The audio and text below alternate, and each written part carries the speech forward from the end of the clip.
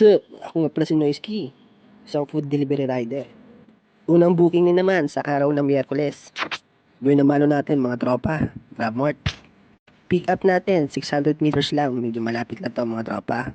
Pag binabaybay ko yung papuntang BGC, sumapit sa akin to. Tara, deliver na natin to mga tropa. Malapit lang, 2 kilometro, takbuhan. Dito lang sa may pinagsama, bandang C5. At wala pa 10 minuto, nakarating na nga tayo dito sa location ni Ma'am. At agad ko na siyang tinawagan. Nasa taas pala siya. Apartment pala to. Kaya nag-antay pa ako ng mga 5 minutes. Okay lang. Basta wag lang tumalon si ma'am. Baka makonsensya pa ako malala. Talon na tayo sa panghuling booking. Para hindi na mahaba yung kwento. Huling booking ko pala dito. Sa Shake Shack, Central Square, BGC. Patungo sa Navy. Foreigner yung customer natin. Hindi ko na na-videoan yung order. Gawa na nakalimutan ko. Na vlogger pala ako. Dumaan lang muna nga ako dito sa Lugawan sa Tejeros, Gig Branch. Gawa na nag-request. Si Esme, na magbugan na lang daw kami. Ang paborito niyang lugaw.